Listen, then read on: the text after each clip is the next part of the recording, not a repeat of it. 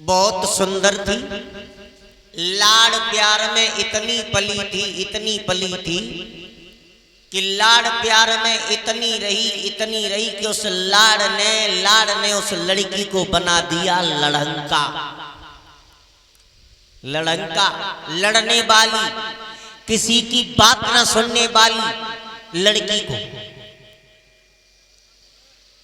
लाड़ प्यार में इतनी पली उस लड़की को बना दिया लड़ंका।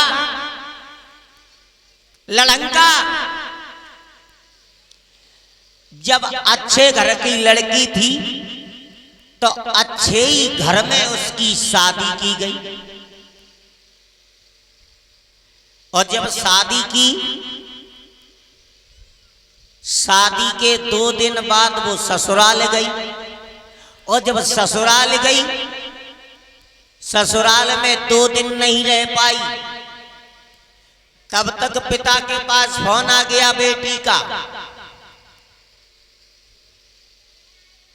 माता बहनों जरा गौर से सुनना, बेटी का फोन आ गया पिताजी के पास, पिताजी अब तुम मुझे यहां से ले जाओ,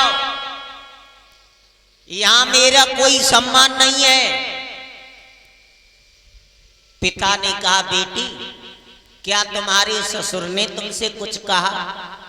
बोले उस मच्छर का तो मेरे सामने नाम मत लो, ऐसी गुस्सा आती है कि माचिस जला के इसके मूंछों में आग लगा दूं। पिता ने ये कहा बेटी क्या तुम्हारी सास ने कुछ कहा? बोले पिताजी बस अब कुछ नहीं कहना, उस सास नहीं है, वो डायन है, डायन। ऐसी गुस्सा आती है चुटिया पकड़े दीवाल में देख कस के। पिता कहने लगा बेटी क्या तेरी ननद कुछ कहती है? बोले पिताजी ननद नहीं है, चुगली है, चुगली इधर की उधर कर देती है। जवाब दिया बेटी क्या तेरा देवर भी कुछ कहता है? बोल मेरा देवर कहाँ है? बिल्कुल LLB है। LLB मतलब लुच्चा लफंगा बेईमान, कुछ नहीं सुनता। अच्छा बेटी कोई बात नहीं। अच्छा कोई पड़ोसी कुछ कहता है? ये पूरा गांव बेकार है, नरक है, नरक, ले जाओ मुझे यहां से। पिता समझ गया, समझदार था, समझ गया कि कमी घर में नहीं है, कमी मेरी बेटी के अंदर है। पिता आया, बेटी को घर ले गया। 1 महीना हो गया, 2 महीना हो गया।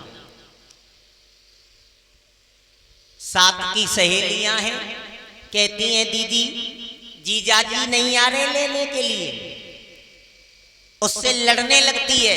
जीजा जीजा ये शब्द मुझे खाया जा रहा है। जो उस लड़की की भाभी थी, जो शादी से पहले जो कहती थी वो ही करती थी। अगर भाभी से ये कहा कि भाभी ये काम कर दो, खुद कर ले जाके, इतनी अच्छी होती तो ससुराल से अपने बाप के घर पे नहीं आती, कुछ नहीं करती। और देखो माता बहना, अगर कोई लड़की अपने ससुराल न जाती हो तो उसे ऐसे ही ताने मारने चाहिए जो कि वो अपने घर पे पहुंच जाए और किसी का घर बस जाए।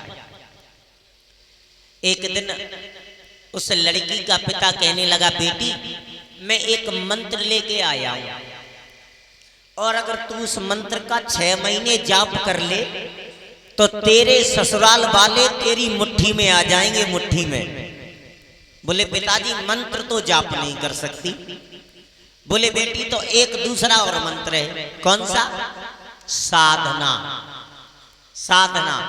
साधना का मतलब कोई भी तेरे ससुराल में कुछ कहे, तुझे चुप रहना है, तुझे बोलना नहीं है, बिल्कुल भी चुप रहना, बोलना नहीं। और 6 महीने के अंदर तेरे ससुराल वाले तेरी मुट्ठी में, ये मेरा वादा है।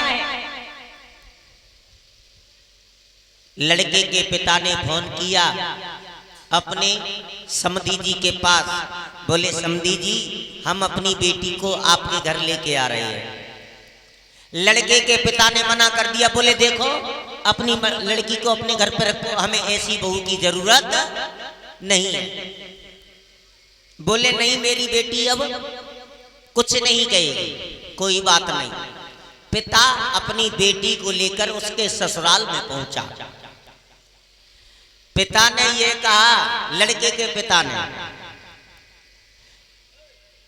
अरे इधर बाहर निकल के आओ। किसे बुलाया? लड़के की मां को। बोले इधर निकल के आओ, देखो तुम्हारे बेटा की बहू आई है। लेकिन इतनी तेज गुस्सा आ रही है, इतनी तेज गुस्सा आ रही है कि इस बुढ़ा की मूंछों में आग लगा दूं।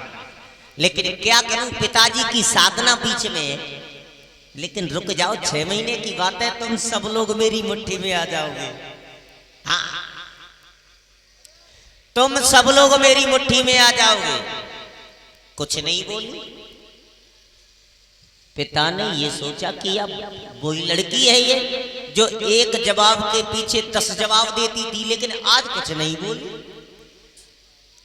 सास ने ये कहा, देखो समधी जी अपनी बेटी को ले जाओ, हम इसको नहीं रख पाएंगे क्योंकि ये बहुत बोलती है। मन में तो ऐसी गुस्सा आ रही है लड़की के बारी टुकड़िया और डाइन तेरा गला दबा दूं।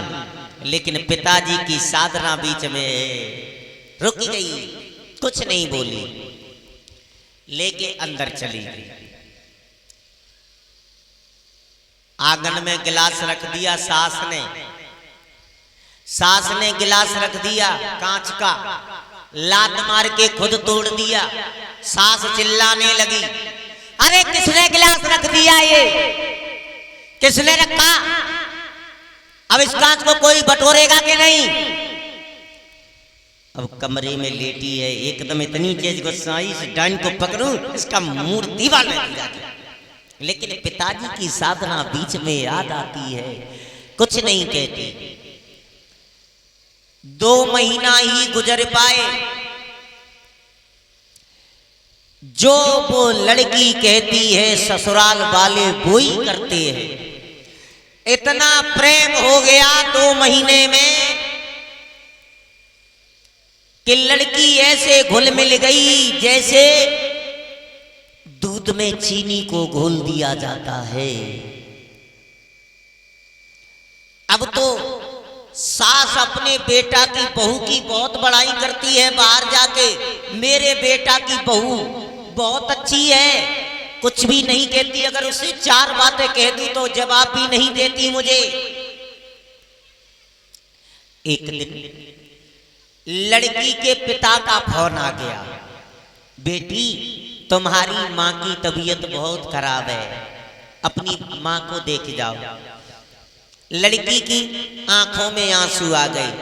बोले पिताजी इस घर से मेरा आने का मन नहीं करता, मैं नहीं आ पाऊंगी।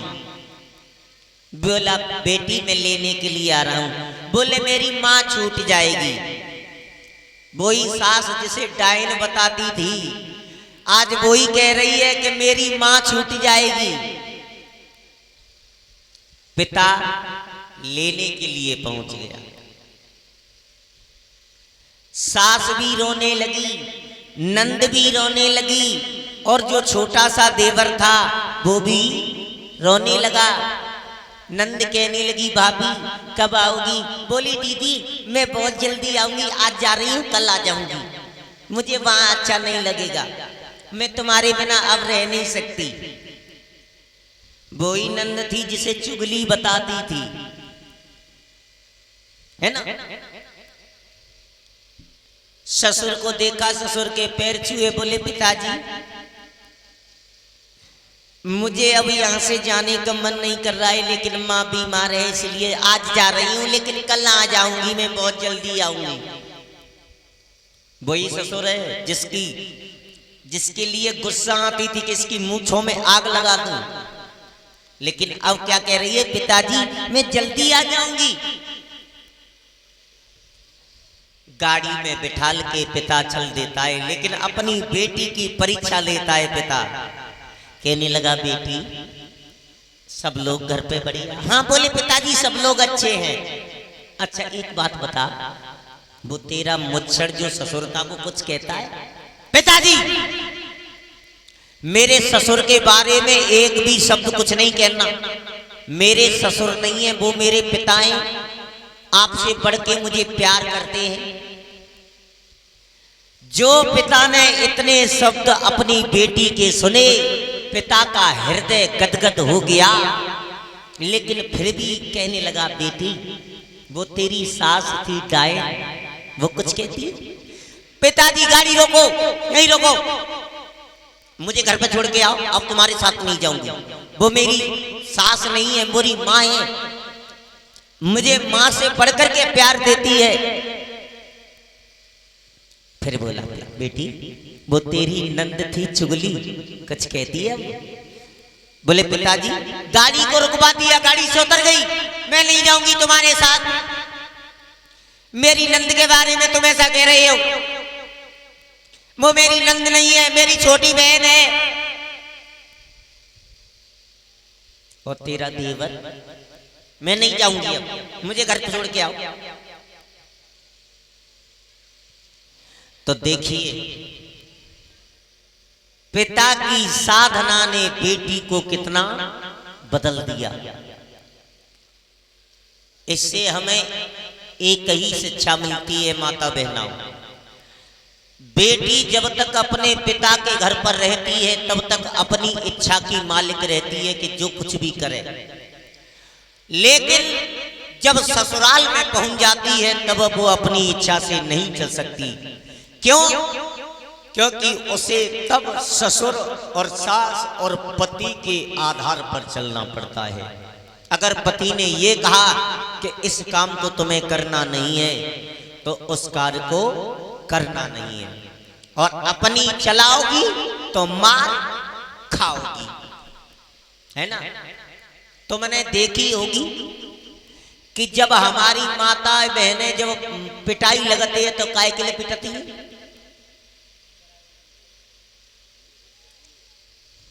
जम्मुओं के पीछे, और उनने कहीं चुप रह जाइए, बिल्कुल आवाज नहीं निकले, और बेका कहती है अरे फलंटा असली को हो तो मारती है, असली को हो तो मारती है, और कच कच असली के बन जाते और फिर वे उठाए डंडा सुनने के तेरे में हड्डी को सरवा बना के रख देते। फिर बाकी बाद संजा को पहुंच जाएगी, ए चिंटुआ के पापा रोटी नहीं खाएगा, सुन ले ना। तो ध्यान रखना माता बहनों, जब पति पत्नी में लड़ाई हो, अगर जब देख लो कि पति के हाई वोल्टेज है तो बा जगह तुम चुप रहो, बाई में तुम्हारा फायदा है। और देखा होगा अगर वोल्टेज बराबर हो जाएंगे तो फोल्ड हो जाता है और फिर मार लग जाते हैं। हाँ? और देखो लड़ाई को रोकने के लिए पति और पत्नी में दोनों में ही, अगर तुम जब देख ले कि हमारी पत्नी की न वोल्टेज आई है तो तुम ही ठंडे पड़ जाओ। अच्छा एक बात बताओ, इतनी हमारी माताएं बहनाएं बैठी हैं, अच्छा आप लोगों में से कितनी हैं जो रोज सुबह उठ करके अपने पति के पैर छूती हैं? जरा हाथ ऊपर करना। देखो एक हमारी माता जी हैं, हम बहू के छू लेते। अच्छा एक हमारी माता जी पैर छूती हैं। ऐसी भागवत सुनवे तो तुम्हें क्या फायदा है? तुम कथा सुनवे आई है कि बाहर झोंके बे? देखो सुबह उठ करके अपने पति के पैर छूना, ज्यादा नहीं 15 दिन करके देख लेना, पति पत्नी में कभी झगड़ा नहीं होगा। और देखो अगर पति अगर गुस्सा में है, अगर कोई गलती हो जाती है तो माफी मांग लो। जनाए के गलती हो गई तो उनमें खुद सदर बच जाओ, अरे फलंडा मारी मारी फलंडा मारी बड़ी फलंडा।